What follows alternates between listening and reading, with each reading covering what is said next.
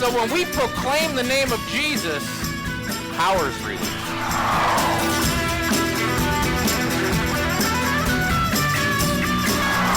Welcome to New Dawn Community Church, the message of the week with Pastor Randall Cutter. Okay, if we now want to turn to today's message in the book of Acts. We are in the book of Acts, chapter 12 today. We finished up chapter 11 last week, and so this week we get a chance to see into the book of Acts and find out that things did not stay as nice as they had been. Remember, everything was going fairly well in Jerusalem after Jesus rose and ascended, and the apostles went out and they began having a major impact among the people, and the Sanhedrin brought them in, warned them. The Sanhedrin was upset that they were proclaiming Jesus as Messiah because the Sanhedrin had said this guy's not Messiah and they'd kill him. So the Sanhedrin was upset, and they said, don't preach in his name anymore. And they did everything extremely legally. We've talked about that throughout the entire thing. Even though the thing that happened with Stephen looks like mob rule, it's very clear, even as they say, Saul was standing there guarding the cloaks of the witnesses, they were doing everything in a legally prescribed manner. And as Luke summarized what happened, it makes it sound like it was a little bit more abrupt than probably it was. A vote had to be taken, and all sorts of things had to go on. But anyway, jumping back to the disciples, the Sanhedrin said, don't preach in his name, and then they sent them away with a warning. The next time they arrested them, they said, you violated the law, because now they had made it a law that you don't preach in his name, and so they got a flogging out of it. But pretty much there was there was an uneasy understanding that this is okay, that we can get along together right now. They're uncomfortable with the idea that you're saying it was Jesus, but we can get along. They were just basically another sect of Judaism. And then Stephen shows up, and he's a Hellenistic Jew. He's from the diaspora countries who is now living in Jerusalem, Greek speaking. And his whole perspective, well, if you grew up in Jerusalem and if you grew up in Judea, your perspective was temple-centered. You lived out around the Roman Empire somewhere, you didn't have a temple-centered perspective. You had a synagogue-centered perspective. You had an understanding that God's grace was through the local community, not just the temple. And so Stephen, when he gets up and starts debating the local people in Jerusalem, he begins to talk about God's grace coming to people and that we're the temple of God. And that got him in big trouble because now that felt like a major step away from what was supposed to be going on in Jerusalem. And the persecution that broke out after Stephen was one that was aimed at the Greek-speaking Jews from the diaspora, the scattering of the Jewish people around the Roman Empire. Now, that persecution against them pretty much ended when Saul was converted. And the time frame we're going to get into in a few minutes is just about 10 years after. There's been about 10 years of an uneasy getting along. The Greek-speaking Jews had all fled Jerusalem. It was just the Jewish Christians who were there, and they still were involved in the temple worship. They were involved in everything. They were completely involved in the ceremonies and everything that was going on. And so it was like this détente, this uneasy alliance that was going on between the Jewish people and the church at that particular time. And then, as I said last time, when Peter went to Cornelius, and all of a sudden Gentiles were allowed to come into the church without coming through the synagogue. That was a major shift. In fact, there's a lot of people that believe we start to see the shift from the apostles leading the church to the elders leading the church, and that becomes very clear in Acts chapter 15 that James, as an elder, not James the apostle, James the brother of Jesus, who was never a disciple until after Jesus rose again, James, the brother of Jesus, becomes the leading elder in Jerusalem.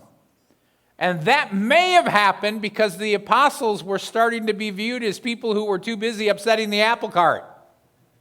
Even though it was from God, it still takes a while for the gears to change, for the people, their mindsets to get around it. And besides that, the apostles were out running around, and then as we see today, they were getting persecuted at a very specific level. So we will get into that. That's where we're at today.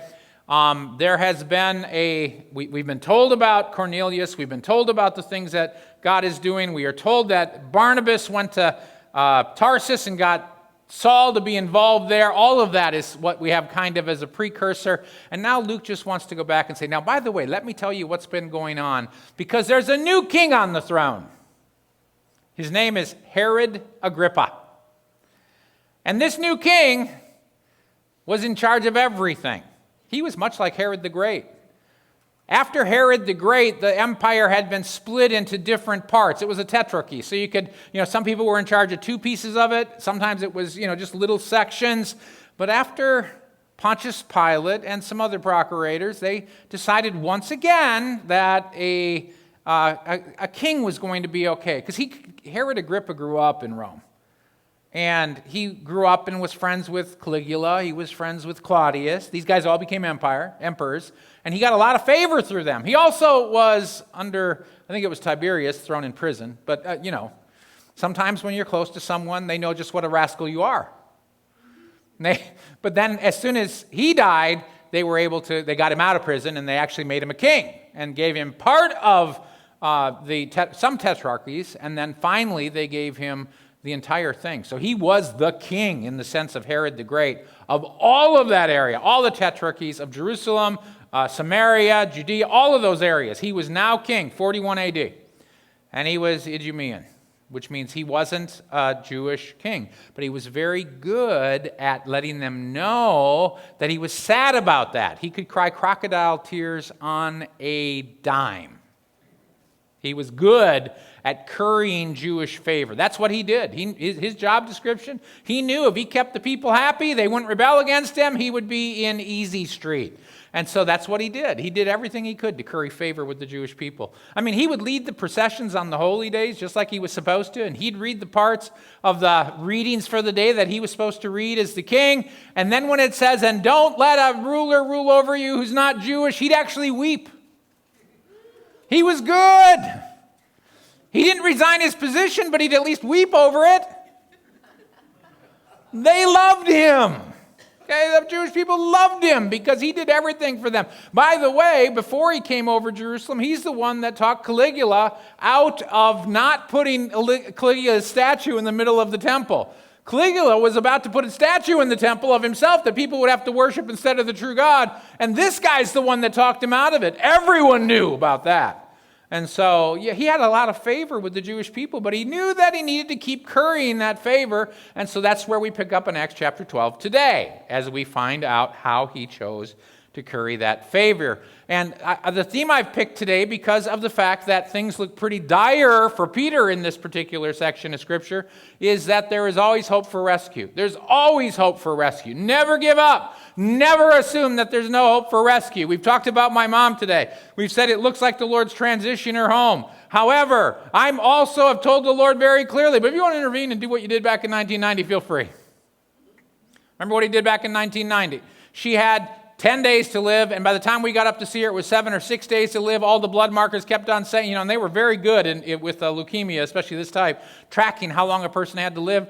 And at that point in time, God reached in and delivered her. That was 1990.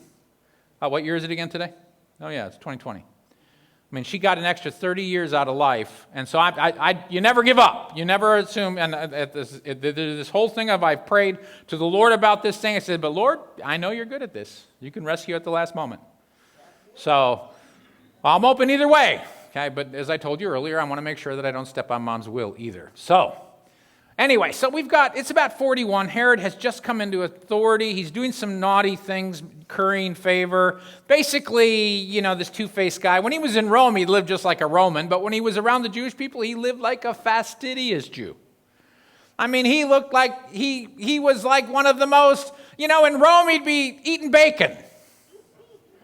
When he gets back to the Jewish people, he's, no, none of that for me, because he was fastidious in his observances of the Jewish law, because he wanted to continue to curry that favor, which is why they loved him so much. So anyway, Today, there's always hope for rescue. Herod. Verses 1 and 2 of chapter 12. At that time, King Herod laid hands on certain individuals from the church in order to persecute them. He had James, the brother of John, executed with a sword. That's pretty harsh. How do you curry favor? Just kill an apostle. Okay, remember the context. Gentiles are becoming Christians.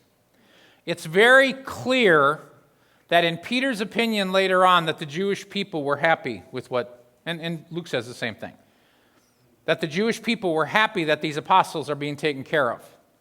And when the apostles shifted from being temple-centric and Mosaic code-centric, they started to lose favor big time with the Jewish people.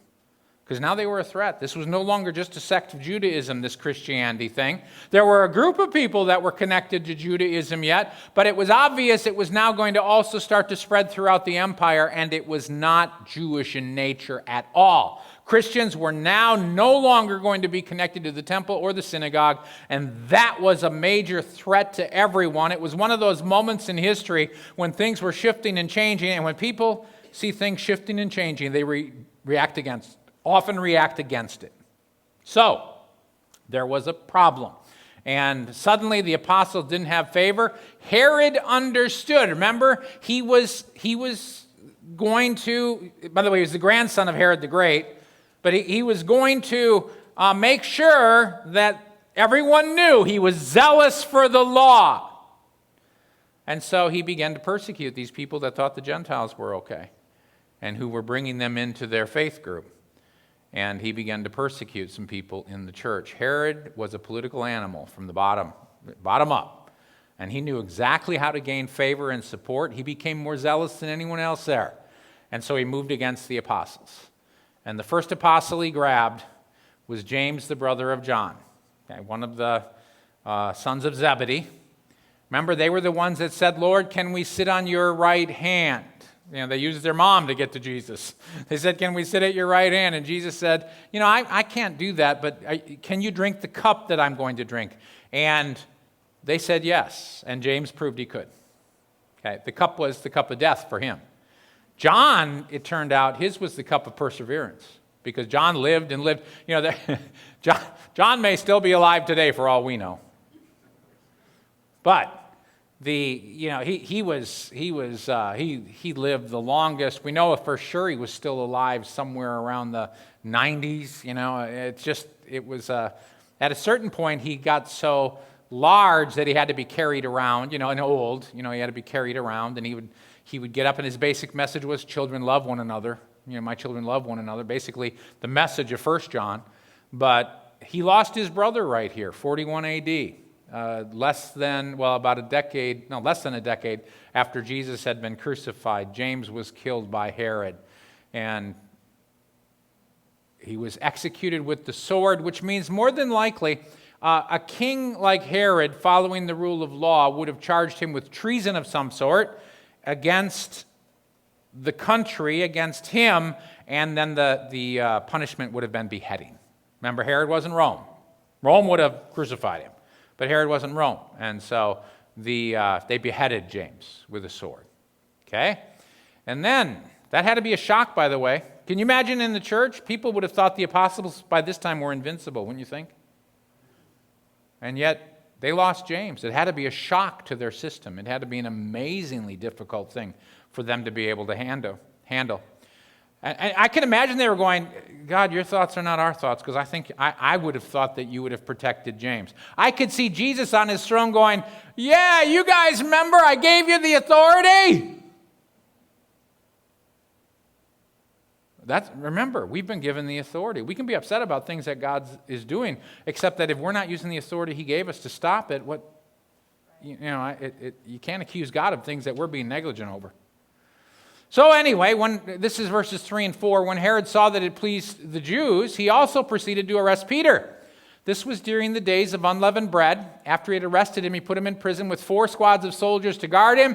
He planned to bring him out to the people after Passover. So it was Passover, the time of unleavened bread. So, the season of unleavened bread was 7 days, starting with the Passover meal. And they were at this point in time in the Passover, for whatever reason, he stumbled across Peter, whatever, he found him. And so he brings him. He thought, well, I've got Peter now. I can get more favor with the Jewish people. And the thing that he didn't count on is because he wasn't going to move against Peter during this high holiday. It just wasn't going to do it. Remember, he was a fastidious Jew, or attempting to be a fastidious Jew because he was an Idumean. But he would not do something that would violate the sensibilities of the Jewish people. So he said, we'll do this after Passover. And what it was the Lord giving the church a chance to respond to all of this thing. And so he had to, what am I going to do with this guy? So it gave the people a chance to pray. And so he had Peter and didn't want to execute him during the Passover. The people wouldn't come. They were celebrating the Feast of Unleavened Bread and Passover and that whole festival season. And so now he was going to bring him out. It was going to be a big show day as he executed Peter. And then he puts him under an amazing amount of security. It says that he put him in prison with 4 squads of soldiers to guard him. And that that means that they were, it's probably talking about the night watch. He may have been in the Fortress Antonia. He could have been in Herod's personal area. There were places to hold people in both of them.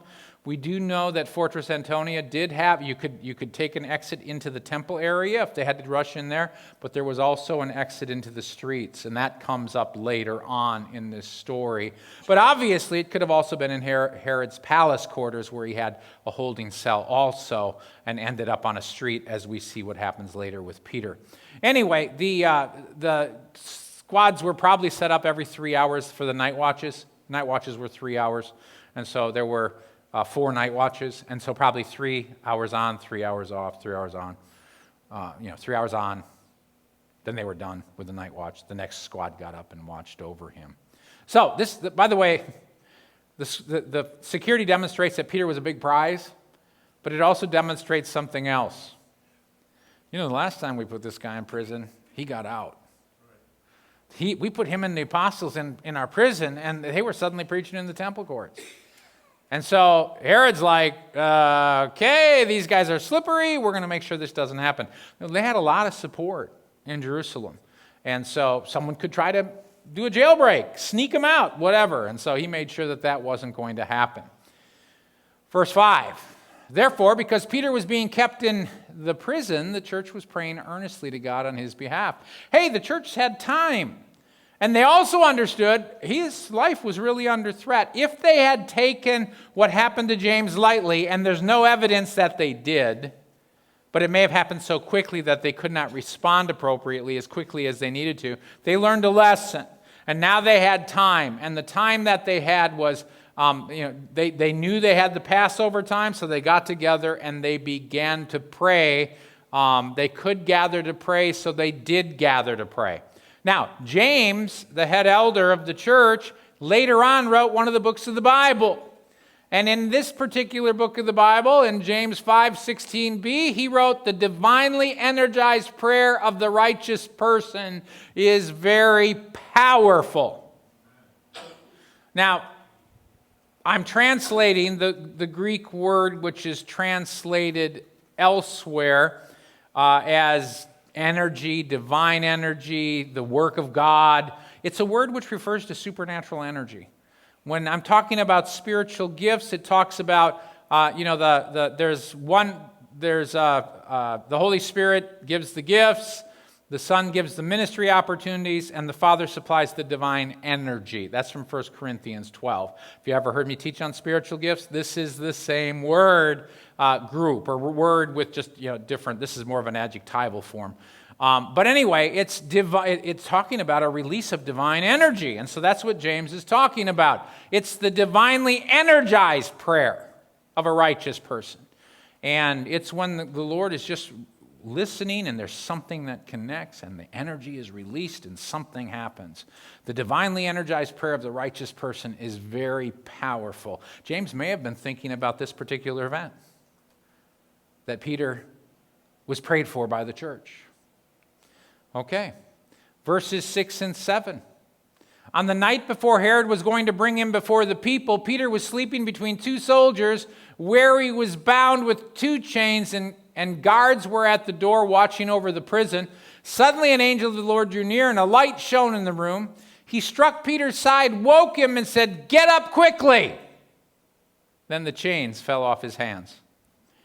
Okay, this was, well, I'd say the last moment of the last time that he could be involved. We're talking about, this is the last watch of the night before Peter's going to be taken out before the crowds. And Herod wasn't going to have a long trial. If he didn't try him and execute him the same day, that would have been a surprise. He may have tried him and executed him the next day, but Peter's days on this earth were pretty short. So it's the night before Peter was about to lose his life, or at least be condemned to death. And here's the thing. This is why the message title is, it's never too late to be rescued. I mean, the thing, the fact that we as God's people can always persist in going after God and never giving up hope. When my dad was dying in 2006, I would call up to my brothers and sisters. I wasn't up there yet, but even I didn't get up there until the very last moments of my dad's life. But during the time, we had been told actually he was going to live for, he had at least 2-3 months or 5-6 months, whatever it was. And all of a sudden he took a turn for the worse. And they began saying, he doesn't have long. And then everyone got involved. And I began telling my brothers and sisters, really, really working the phone to say, come on, don't give up hope. We got to keep praying because God can rescue up to the very end. We saw it happen with Mom. I had evidence, 1990. I had evidence. And so I was able to say, remember what happened with Mom. She got miraculously healed at the last moment when they had given her only 10 days to live. And when the report went out to hospitals that were consulting, they said, wait a minute, she stopped dying. The hospitals that were consulting said, no, that's a mistake. It's impossible. That's how miraculous it was. They said, sorry, their test must be wrong. It's false hope. She cannot be in remission. And she was in more than remission. She was healed.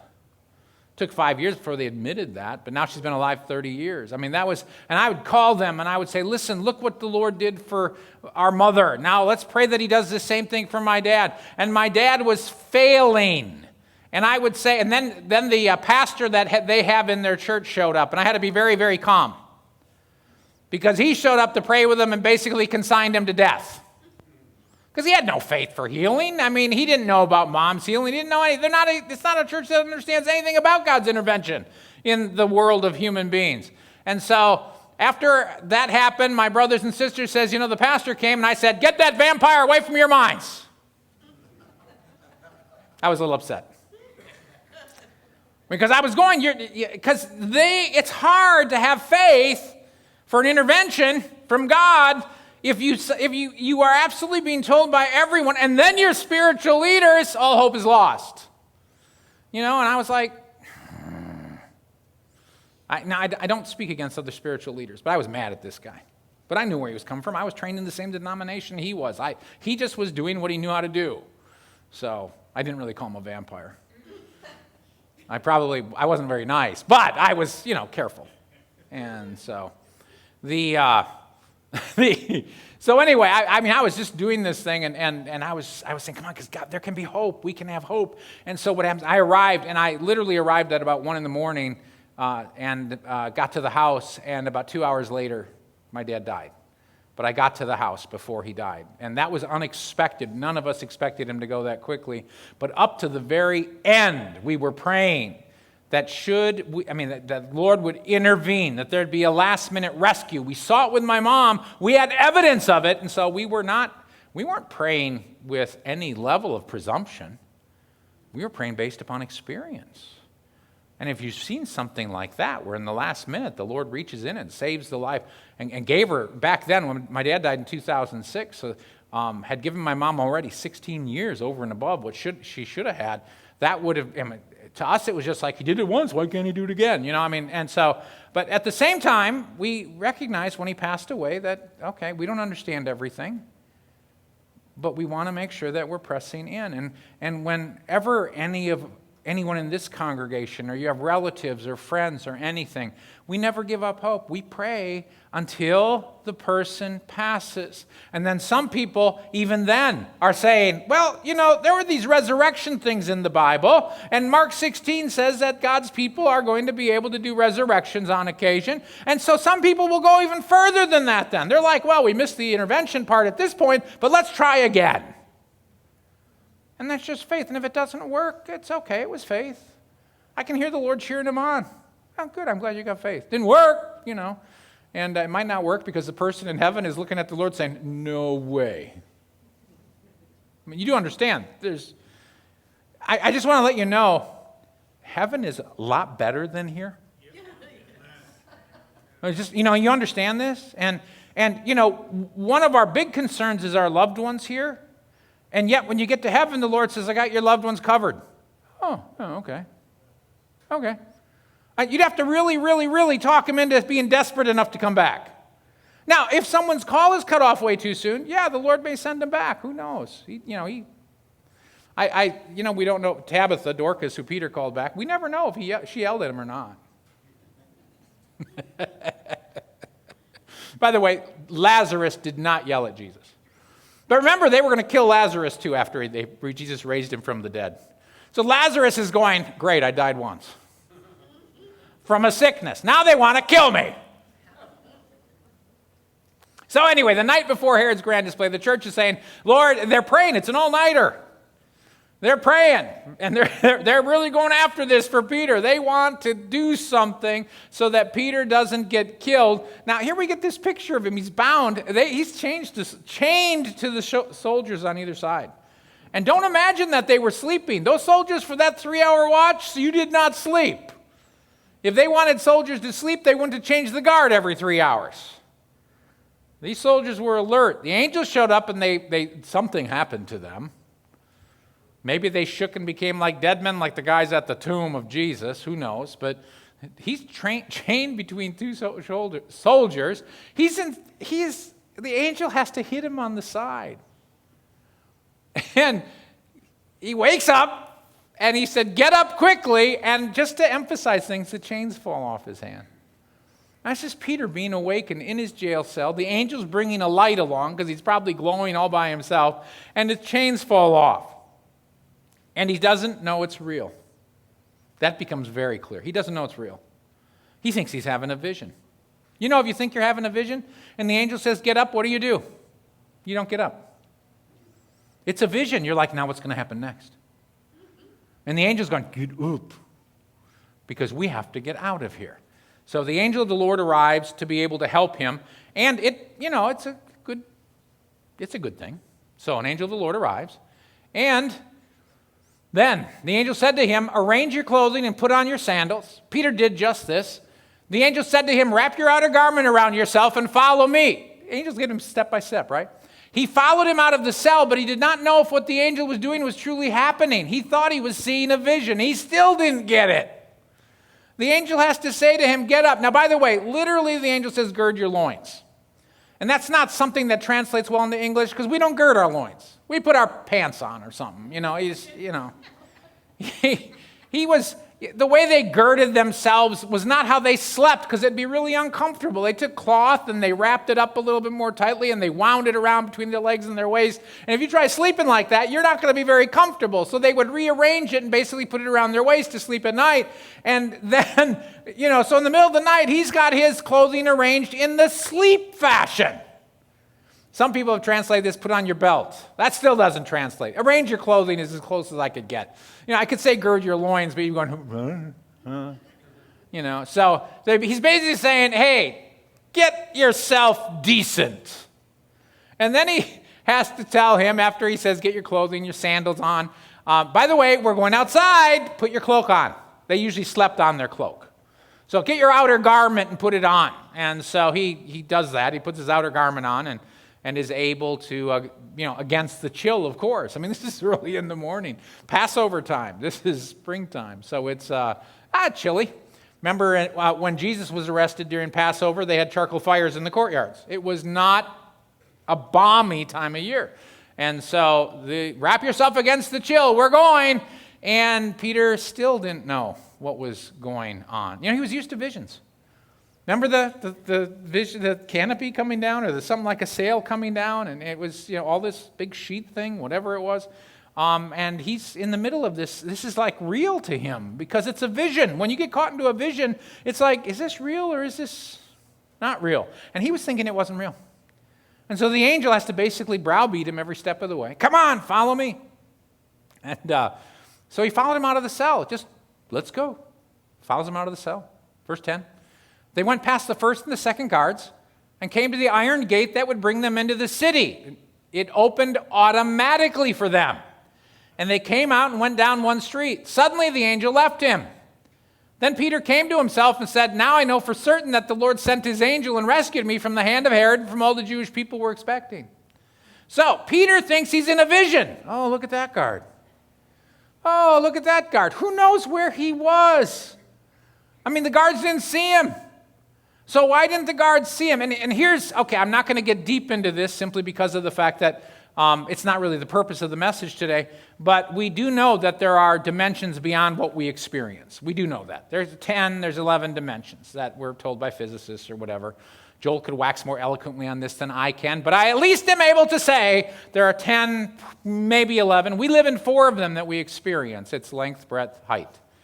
And with length, breadth, height, there's also duration, which is time passing. So we have 4 of them that we get to experience. And then we get a chance to be able to look into the dimensions that we can interchange or interact with.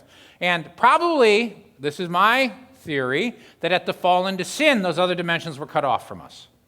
And that's where the spirit realm is at this particular time. And so Peter might have just been zapped into one of those places that we can see, and yet he could see that place. He could still see where he was, and so he's walking out, and in fact, he obviously can't walk through walls because the walls are still corporeal enough that he has to have the gates and stuff open, but he's just not in a place where the visible realm is happening, where people can see him, and so he's walking by the guards. And of course, the angel's doing something anyway, because if the doors are opening, the guards would see that. And so he's walking out, and he's thinking, wow, this is really amazing. And this is when it gets even more surreal. As they approach this large iron gate to be able to get into the city, it opens by itself. The Greek word is automate, something like that. And that's where we get our word automatic from. So that's why I could translate it automatically. It's like the way the word's supposed to be translated. And it opened automatically for them. And so it did it by itself. And he's probably looking at this going, wow, this is a really bizarre vision. And he steps down. If it was Fortress Antonia, there were 7 steps down to the street that he would have had to go down. In fact, one of the Western, there's a manuscript, they call it the Western tradition of manuscripts of the New Testament. There's a written thing in it that says he went down the 7 steps. That's like someone who knows. So that's why we believe it was the Fortress Antonia rather than Herod's palace. Because the Western tradition, as they passed this along, they added, he went down the 7 steps. From their mind, there was no doubt where he was being held prisoner. So he goes down the 7 steps and he gets into the city. The last door opens by itself. And then Peter finally realizes, this is real. The cold might have done that to him. This is real. There's no more angel. I've walked about a block, and here I am. I'm by myself. Now, by the way, when you come to the realization this is real, what do you think? I better keep going. Because there's going to be a whole lot of shouting about to be happening back there. When they realize I'm no longer there, I'm going to be the most hunted man in all of Jerusalem in, 10 minutes. And I need to get moving. And so he's thinking, whoa, this is real. It's time for me to go. By the way, this lets us know that Peter had some pretty intense visions. It's really happening to him, and he thinks it's a vision.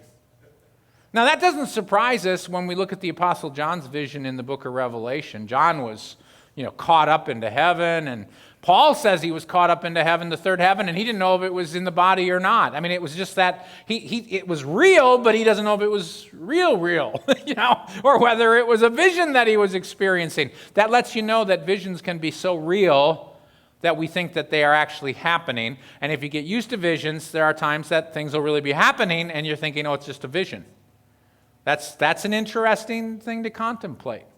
But Peter realizes, oh my goodness, this is not a vision. I am here. And of course, that suddenly, there was probably a much greater sense of urgency that all of a sudden he was experiencing as he realized, By the way, it makes the next scene even more funny. Because if he's this is his concern. I need to go where I can't be seen. How many Roman guards do you think were roaming the streets of Jerusalem that night? Oh, a lot. Not Herod's guards. They kept the peace overnight. And so what then? And Peter's out there. If you run into someone in the middle of the night, they're going to say, who are you and what are you doing out here at this time of night? And the last thing he wants to have is someone look into his face, because he was well known. So he heads out. It says, when he understood this, meaning that it was real, he went to the house of Mary, the mother of John, who was also called Mark. Many people had gathered and were praying there. When he knocked on the door of the gate, a servant girl named Rhoda came in response. She recognized Peter's voice and was so joyful that she did not open the door, but ran to report that Peter was standing at the gate, exactly where Peter did not want to be, standing at the gate. He wanted to be inside the courtyard where it was safe, but he was stuck at the gate. Okay, so we are told that this is the home of John Mark's mother. John Mark is the one who wrote the book of Mark, later traveled with the Apostle Paul and Barnabas.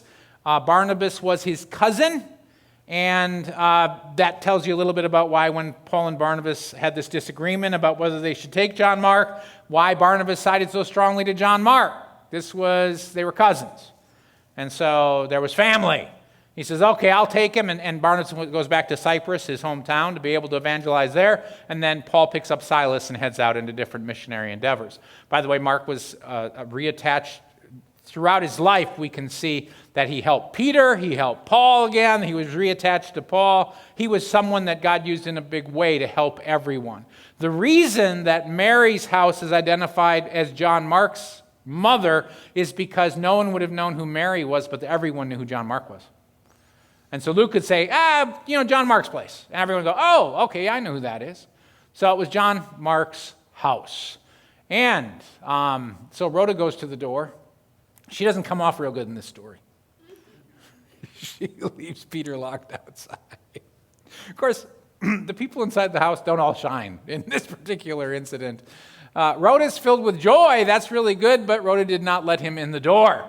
Maybe she had been trained, that was her job, to go to the gate and see who it was and then bring back the report of who it was and then, go back, if they say, oh, let him in, or, because she's not the one that should be deciding for the most part who's coming in. So she probably just followed her, what she normally did. And she heard it was Peter, she was overjoyed, but she knows, her normal thing is she'd go back and report and they'd let her know. Peter, on the other hand, would like to be inside out of danger. So she runs in and leaves Peter standing at the gate. I can imagine that this story was told over and over and over in the Christian church with a great deal of laughter. Not just because of this, but with what happens next. Because we are told in verses 15, 16, and 17, they said to her, "You're out of your mind." However, she kept on insisting that it was true. They responded, "It's his angel." Meanwhile, Peter kept knocking. Then they opened the door and they saw him and were filled with ecstatic joy. He motioned with his hands for them to be silent and explained to them how the Lord freed him from the prison. He told them, "Tell James and the brothers these things." Then he left them and went to another place.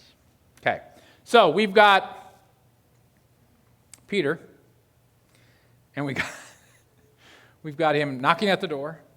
Rhoda goes running back in, says, "Peter's at the door." Now, why are they there? They're praying for Peter, that the Lord would help. But their expectation of what help meant, they were probably asking that Herod's heart would soften, that he'd change the hearts of Herod, whatever.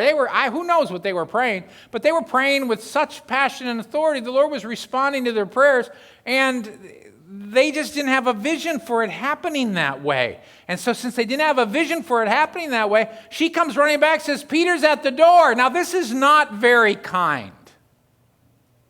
But they told her she was out of her mind. Now, that's not polite. And she insisted, so they said, "It's his angel." Now you ask yourself, how many times have they seen angels that they believe it's his angel over Peter? You got to ask yourself this question. It was easier for them to believe that it was Peter's angel than that it was Peter. That's like bizarre. From our perspective, number one, it means that they've seen a lot of angels. Number two, it lets us know that angels can look like the person or at least sound like them. And there's a whole lot going on with that we could plumb. We won't take the time for. But it certainly does let you know that they looked at Rhoda and said, we know right where Peter is. He's in prison. This is not happening. We got the report. He's got soldiers all over him. He's not getting out. And she insisted. Now here's the key. Peter kept knocking. Peter's probably he's going, looking up and down the road, deciding what he was going to do. If I was Peter, I'd have been thinking about jumping the wall. It's like, oh my goodness, if there's any guards that show up, this would be... Now, by the way, Peter at that point in time would not have been freaking out because he had just been let out of prison by an angel. The Lord's going to help him so he can get, where he needs to go. So, anyway, he kept knocking, and so they finally opened the door. By the way, this is not a shining moment of faith. I'm praying for the Lord's intervention. And when he intervenes, you go, nah. This happened once when Josh was a baby. Josh, when he was born, had some issues with his lungs because of the fact that he was premature. He wasn't that premature. We'd seen the Lord's hand already moving. But he had some times where he was attacked by viruses in the first year of his life, and so he'd end up in the hospital under a tent, oxygen. And so when he'd get a fever or something, there were things we couldn't give him because it would impact his breathing. And we didn't want to have to take him, but we knew, his breathing was being impacted. I mean, he turned blue once in the doctor's office, and that was a run to the emergency room. Big run. Doctor was running because he was, of his oxygen levels and stuff like that. So anyway, so we had him at home one time, and he got a fever. And we can't give him the normal medications to bring the fever down. You do the cold bath, you do the stuff like that. And the fever was going up, and I forget what it was, 102, 103 it was up to. And we were at the place where we knew we had to take him to the emergency room. We just were like, and this is what I do. It's 103, it's not coming down. We haven't been able to give him the stuff that normally you'd use to take down because of what it would do to his other things, the unintended consequences. And so we've got one of those ear thermometer things. And I said, Lord, it's 10 minutes to 2 in the morning. Okay, it's just 1:50 a.m. And I said, I really want to believe you, but in 10 minutes I'm taking him to the hospital. I need you to intervene. I took the thermometer and I stuck it in his ear and I pressed it and I looked at it and it said 98.6. And I went, this stupid thing.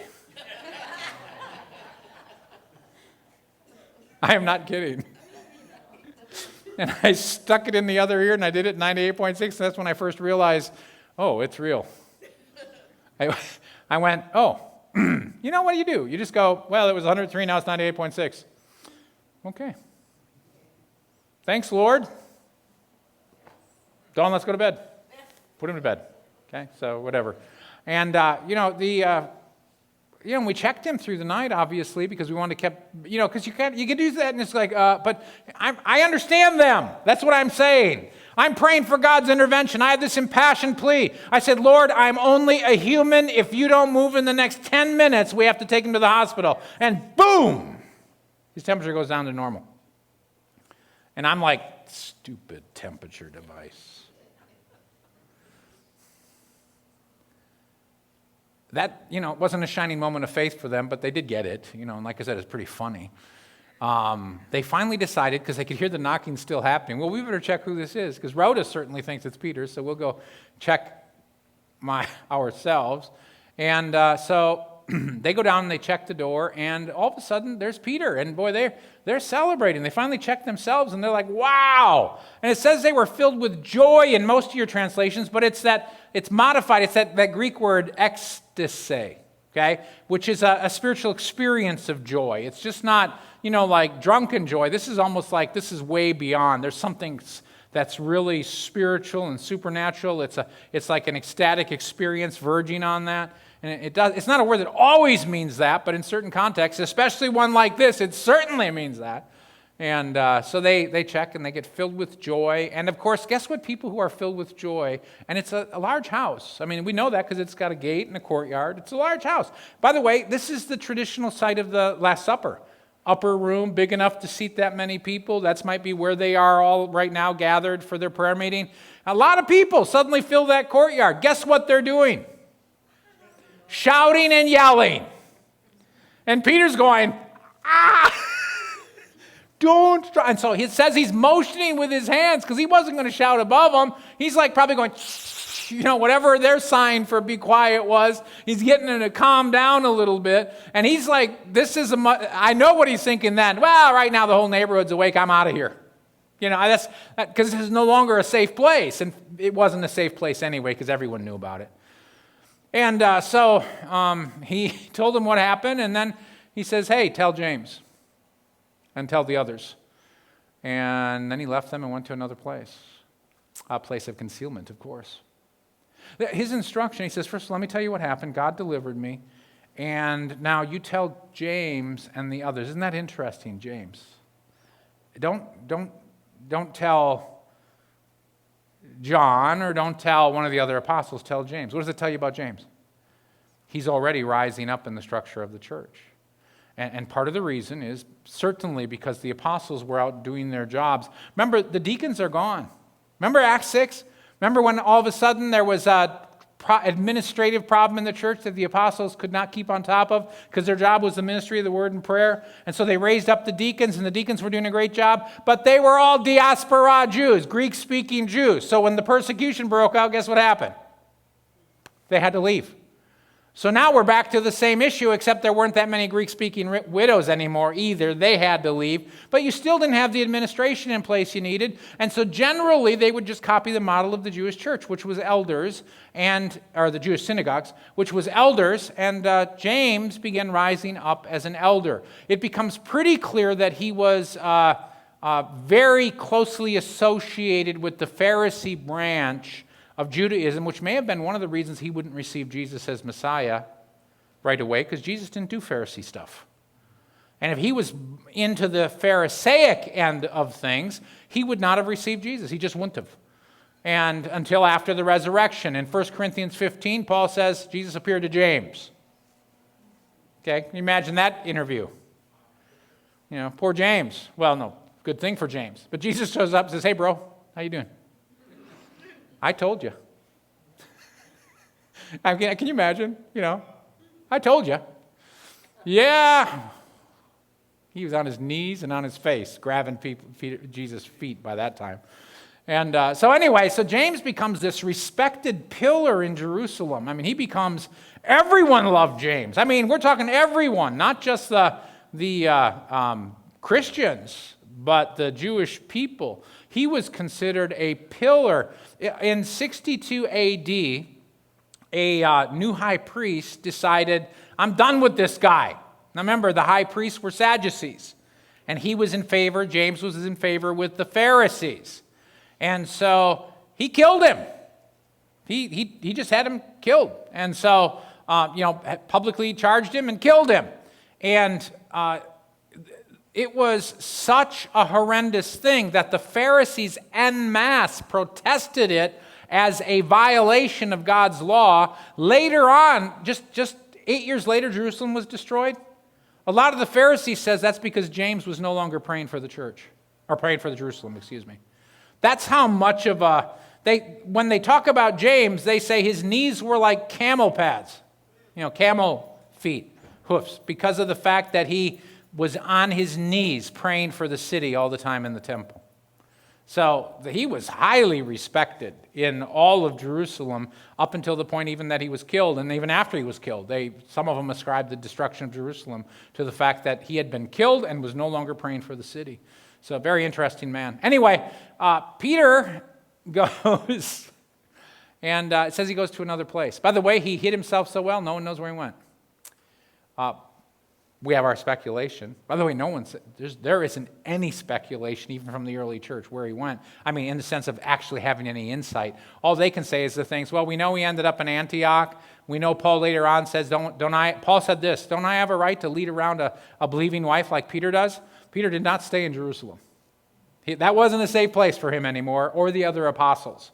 When he shows up in Acts 15 in the council, it's because he shows up for the council and gets out of Dodge. But even then, Herod was dead by then. We'll find out how he died very soon. Next week, no, week after. Next week's Pentecost. So anyway, he leaves, and he probably just goes out and starts evangelizing everywhere. Ends up in Antioch at some point, we know for sure, because Paul has to say in the book of Galatians he had to confront him there, because there were some people that came from James. Gives you new insight in what it means when people came from James. What was James? A Pharisee. He was a Christian leading the Jewish church, and one of the reasons he was doing a good job of leading it is because of the fact he was saying we're still going to be involved in that temple.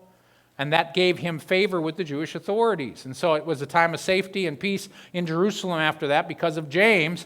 But because he was so focused on the Jewish rituals, when people from James came up to Antioch, Peter started to, kind of get astray there. And Paul had to confront him. So anyway, it's never too late. It's never too late for rescue. That, without a doubt, has to be the main theme that we take from this today.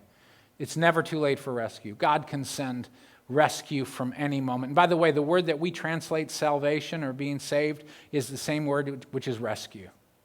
A lot of times we look at these scriptures and say, whoever calls on the name of the Lord will be saved.